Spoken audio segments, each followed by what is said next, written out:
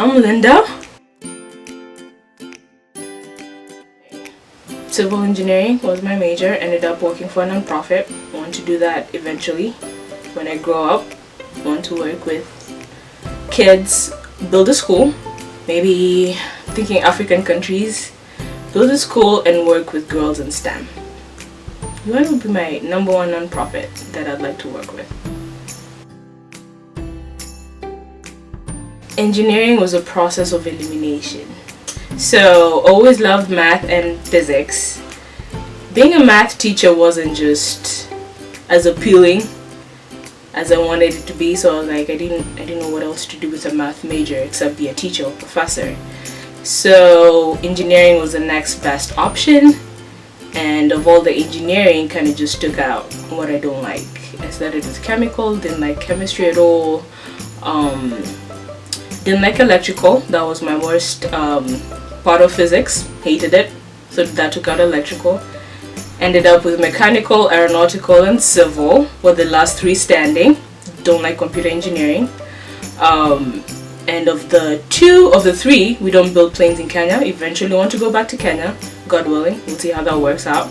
So that took out aeronautical, we were left with civil and mechanical. And civil just, well, yeah.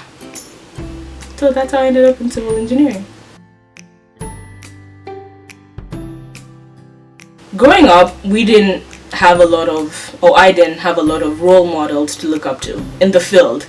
A lot of my friends, actually, in high school, from high school, and a lot of my close friends in university, all of them were engineering majors. So growing up, I saw a lot of girls in STEM that we all had the same goals.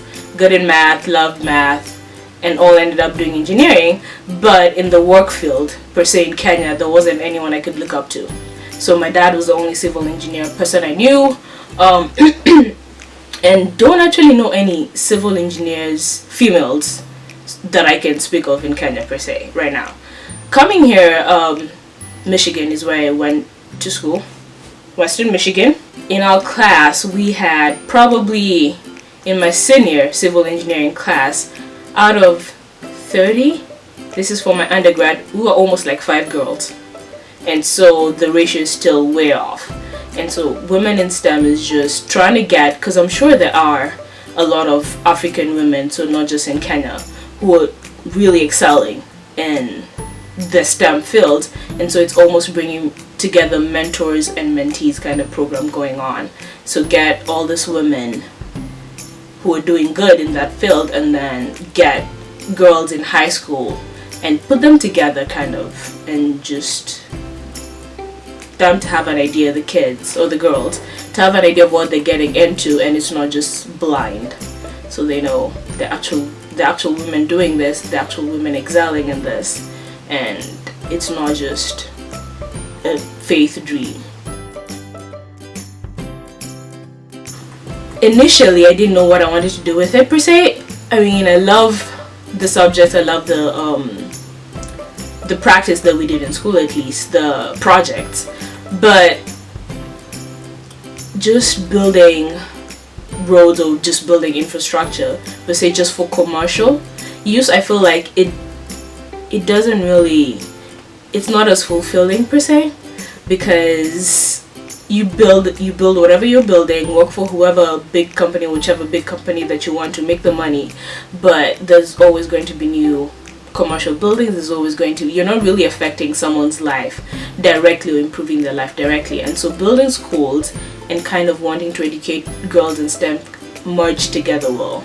So impoverished areas, they need the schools, they need the houses, and I think it's different projects every single time as opposed to commercial, because every building, well, creativity comes in, technology comes in, so you can build something really innovative, but when you come to non-profits, you're actually dealing with different people, different places in life, different ideas, because you're moving from one place to another. So putting the human aspect and the life aspect and helping someone is why I wanted to do it.